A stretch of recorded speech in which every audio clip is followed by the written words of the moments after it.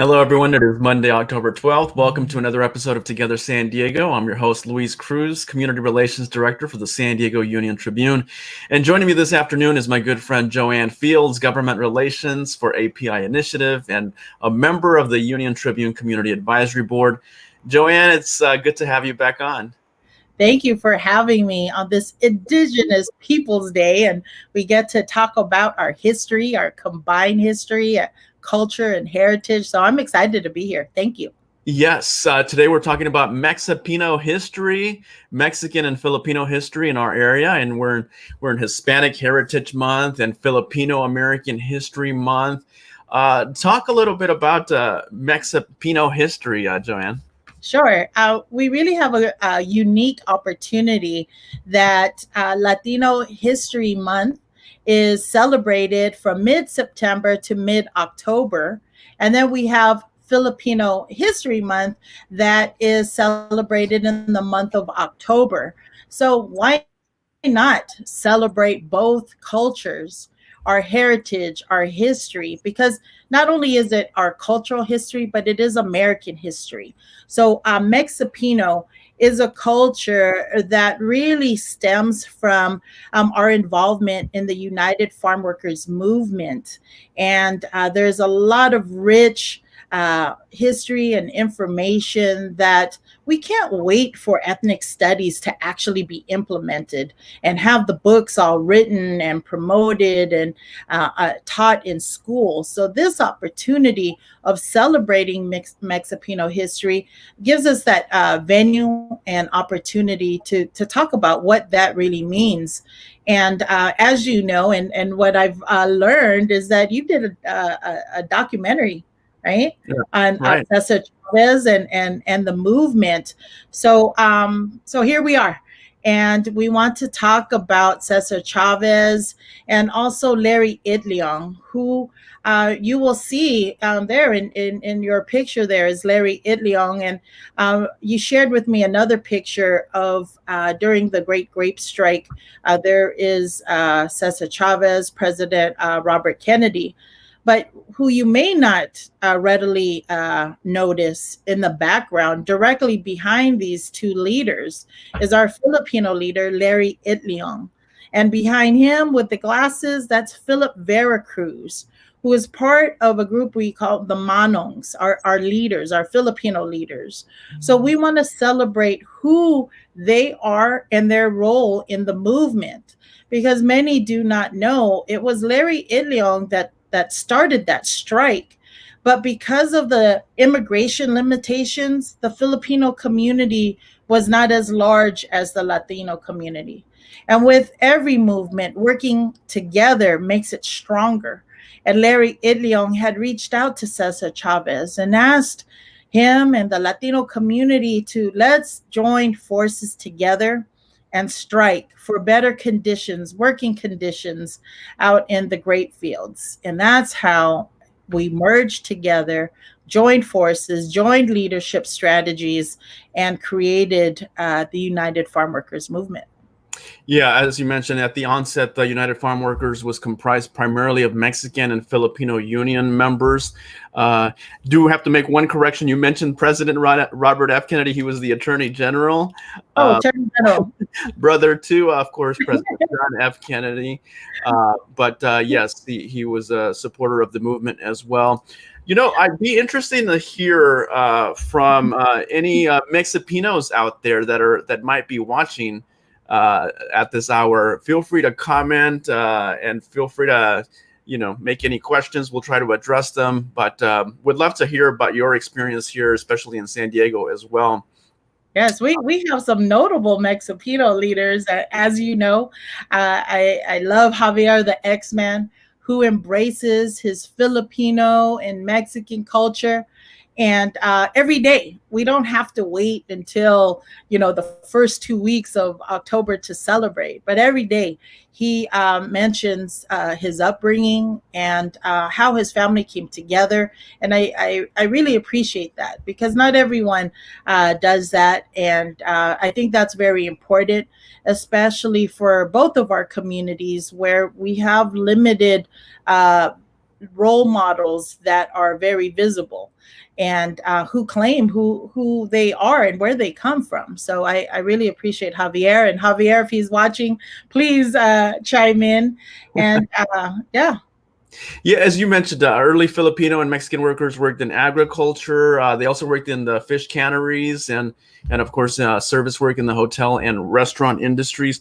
Any idea in terms of? I know you've been doing a lot of work with the census. What's the population of the Hispanic population and the Filipino population in San Diego County?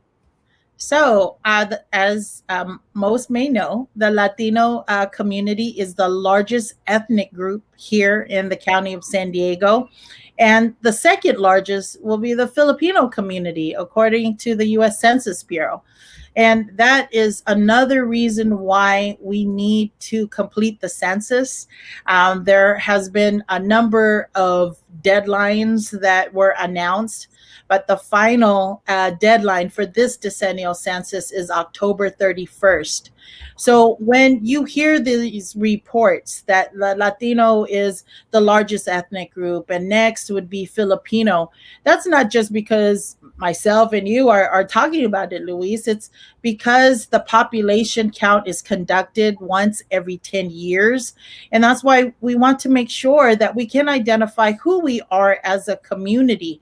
And you can do the census online. It's only 9 questions per resident in a household, and that's at my2020census.gov. Only 9 straightforward questions.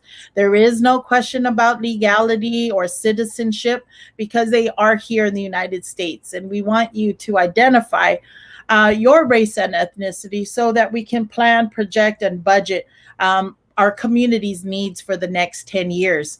And since we're talking about Mexipino, this is a great opportunity to talk about how many boxes can you check off on your census. It's really what you would like to identify. So if you are Filipino and Mexican, you're going to check off 2 boxes. Or if you are maybe Caucasian and Filipino and Mexican, that would be 3 boxes. So again, you have this opportunity from now until October 31st to identify who you are. So again, we can better plan, project, and budget our community's needs for the next 10 years at my2020census.gov. All right. Excellent points. Hello to Rosemary Ortiz watching. So appreciate that. I don't know if a lot of people know this. I mean, of course, we know this because I'm of Mexican descent. You're of Filipino descent. But Mexicans and Filipinos, we share a lot of commonalities, including a Spanish colonial past. Yes. From back in the days, from back in the trade era, back during when they had the ships, and they would just go from the Spanish would go from territories to territories. Yes. So we do have a lot of commonalities, including food. I was just gonna say that. Do you want to touch on a little bit about that? Yes. Well, we all know that most cultures we have chicken and rice. So in our case, we have chicken adobo and rice, or we also have a meal, arroz caldo. So we know a lot of our language stems from the Spanish language. And so when we hear conversations, whether you are Mexican or you're Filipino, you can sort of catch on to the conversation that's taking place because we do have common language shared with each other, but also in our family traditions, because both the majority is Catholic, our religion, that we celebrate the same religion. But also when we have a family party, we are never short on food. Right. That's not a true Filipino or Mexican celebration without the food and its abundance. It's very abundant. So yeah, I love that we have empanada that is shared amongst each other. Our pandesal is like your pan dulce. So again, we have a lot of commonalities, and our celebrations, our family traditions are the same. And another one that's coming up right after Halloween is our, what is the celebration? It's in the tip of my tongue, and with the face. Day of the Dead. Yes, Dia de los Muertos. We celebrate that as well, and that we need to pray for the souls of those that have, have died. Yeah. Yes, and so we share that, and again, I think that's why as we again celebrate our culture and history, we have more things in common than differences. There are differences, but we should celebrate what we have in common and what we've accomplished together, because again, we know we're stronger together. Just like voting, that's the next movement. Soon after the census, October 31st is early voting weekend. You can actually start voting today. We know that the governor has mandated a vote by mail option due to COVID-19, and that's something important that we need to continue the legacy of Larry Itliong and Cesar Chavez. It was just not fighting for our rights back then. It's fast forward to today that we need to vote for our values and protect what we do have, and that's through our vote. And it can't be any easier, I believe. You can register to vote online, sdvote.com, before, I believe it's October 18th. The ballot will be mailed to you. You don't even have to put a stamp nowadays. That's already paid for. But if you have questions about the Postal Service, okay, fine. You can go walk it into the Registrar of Voters office, or there's over 120 drop-off locations throughout the county of San Diego. You can drop it off wherever there is a drop-off bin, and it'll go straight to the Registrar of Voters. So again, COVID-19 has changed our lifestyle. Even with this interview, we may have been, in the same room for this interview, but here we are streaming live, trying to figure out how to use StreamYard and Zoom, but we'll make it. But that's the same with our voting, right? That this is a time that we have technology on our side, the same with the census. So let's learn it and use it, and not let it go to waste, because there's so many people that fought for our privilege today to be counted and also to be able to vote. Yeah. Well, speaking of fighting for rights, as you mentioned, I wanted to get back to the issue of the farm workers movement. This is actually back when we had. Let me zoom in here. This is actually back in the day. This is a documentary that I worked on back when I was in college. The Fight in the Fields: Cesar Chavez and the Farm Workers Struggle. It came out about 4 years after he passed away. But look at this. This is how old this is. Oh. VHS tape. Do your studios have VH players? But yes, and there was also a companion. So this actually aired on PBS across the country, and was one of the highest rated documentaries at that point. There was also a companion book that came out along with it. Talk to us about the conditions. What were the conditions like in the grape fields that prompted this great grape strike of 1965, JoAnn? Yeah, if you can imagine having to wake up at 0 dark 30 to go out into the fields where it gets to be over 110 degrees, without shade to even take a break, without a place to take a break, whether it's under a tree or a break room. Can you imagine those conditions? And it's backbreaking work. It's not sitting behind a desk, behind a laptop, and just airing or interviewing. It's out in the heat, no breaks, very long hours, and those working conditions to only earn pennies uh, for a day's work, for a week's work. So that's where that prompted the Great Grape Strike. That is, there needed to be better working conditions. That kids should not be out in the fields; they should be in school. That's where child labor laws also stem from. And a lot of people don't know that labor laws were came from that grape strike. That there needs to be a limit of working hours. That there needs to be breaks during your shift. So the impact for that grape strike was massive.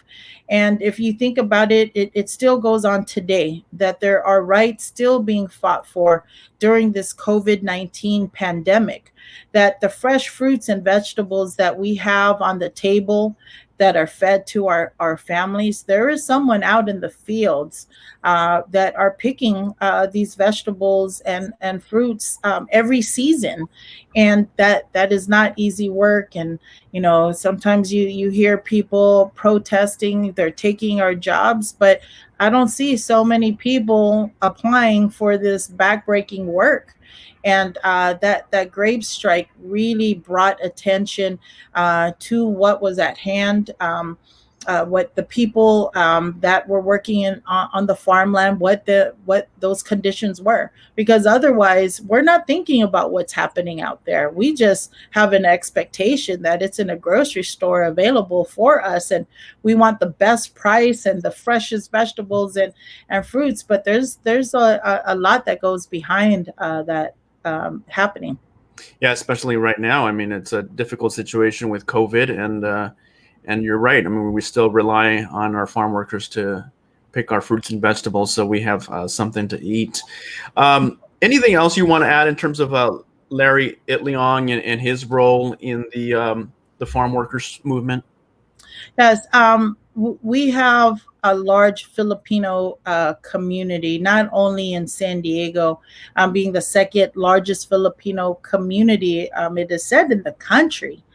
That we have Filipinos that, because of Larry Itliong, because of Philip Veracruz, we stand on their shoulders. That when there is a wrong, that we should stand up and fight for our rights, fight for what we believe in. And I think because of their bravery, that you are seeing a movement, and hopefully that is going to create traction.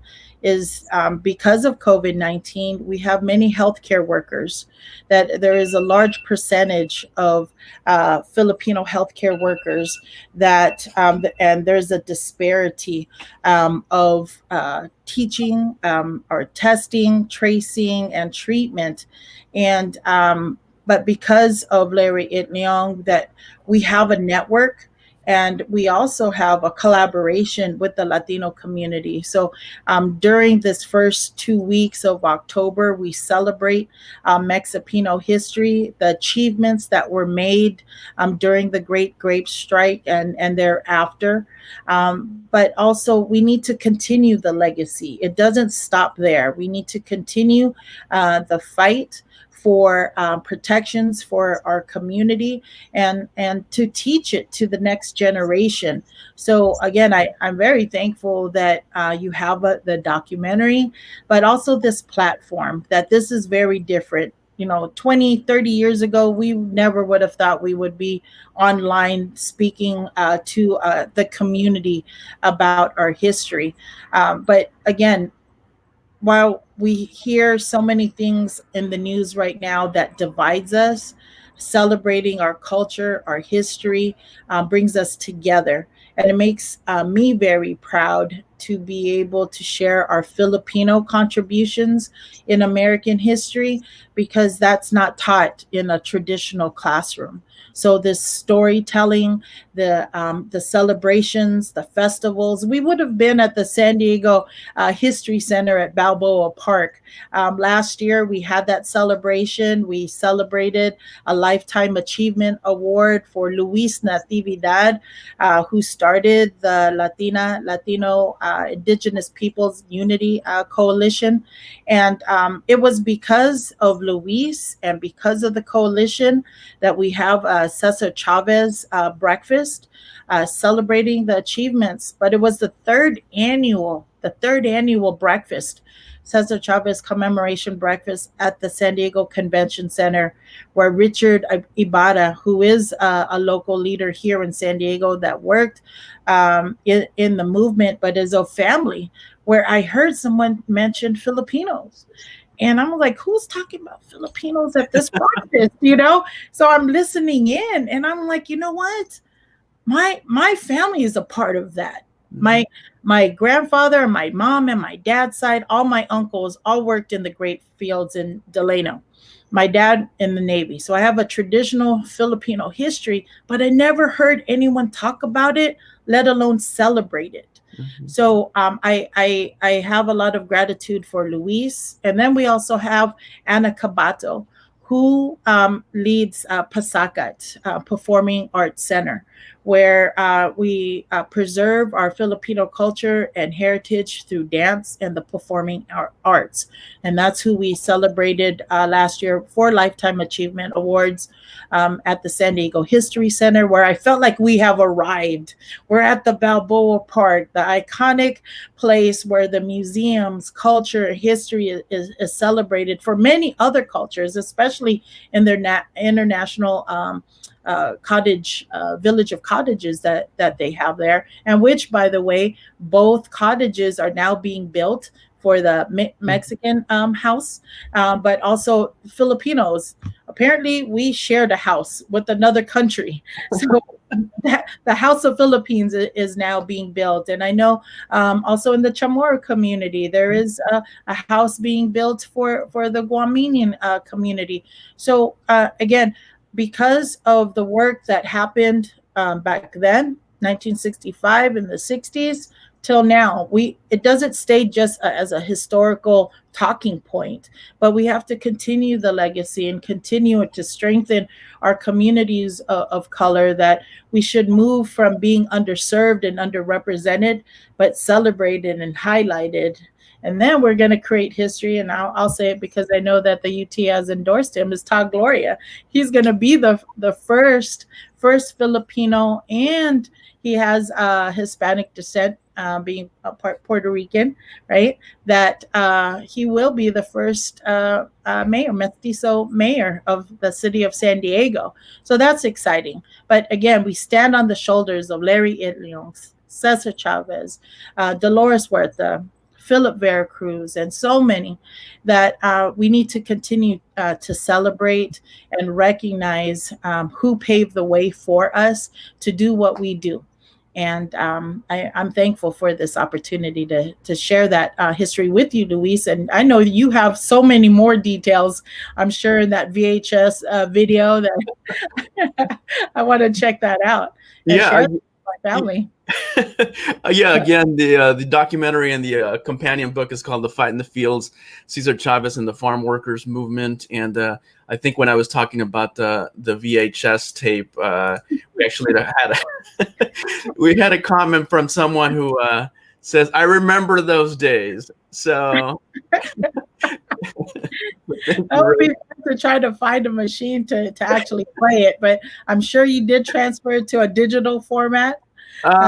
It's on my to-do list, but right, we have a huge to-do list. But with COVID-19, we have a little bit more time on our hands. Yeah. Well, JoAnn, I know you have to go. I do appreciate this look back. Hopefully, we'll be celebrating in person sometime down the line. Yes. It's always great to catch up with you, so I really appreciate that. It's always Thank you, Luis. And thank you, the Union-Tribune, because I'm very honored to serve on the community advisory board so that we do have different perspectives, different histories and cultures that are now being seen in the newspaper, because historically and traditionally we would go to our ethnic papers, whether it's La Voz, our e-newsletter, or La Prensa, or even the Filipino Press. And I should mention to you, if you didn't know, the original publisher of the Filipino Press was the first Filipino reporter for the Union-Tribune, Ernie Flores. And I like to celebrate him during this Filipino History Month. But because of him, we've had a voice, and now we're able to amplify it now online. So everyone that's watching, you can click the share button and share with your network, and we'll get more mileage and more people to learn about the culture and heritage of both the Mexican community during Latino History Month or Heritage Month, and in the Filipino community, the second largest ethnic group here in San Diego, that again, sharing and celebrating what we have more in common is a way for us to bring our community together. Yeah, well said. All right. Thank you so much, JoAnn. As JoAnn mentioned, if you liked this topic, if you liked this video, make sure to like, subscribe, and ring the bell. Okay. Ding, ding. All right. Thank you, JoAnn Fields, Government Relations for API Initiative, and a member of our Union-Tribune Community Advisory Board. Always a pleasure, JoAnn. Okay. You have a great day. Great week. Yeah, that's right. It's a Monday. Here we go. Okay. All right. And thank you at home for watching. Have a great day, everybody. San Diegans accomplish great things every day. We care about our neighbors and our community. We are proud of our diversity. We are resilient. We hold our leaders accountable. We live in one of the most dynamic cities in America, the San Diego Union-Tribune, telling San Diego's story for more than 150 years.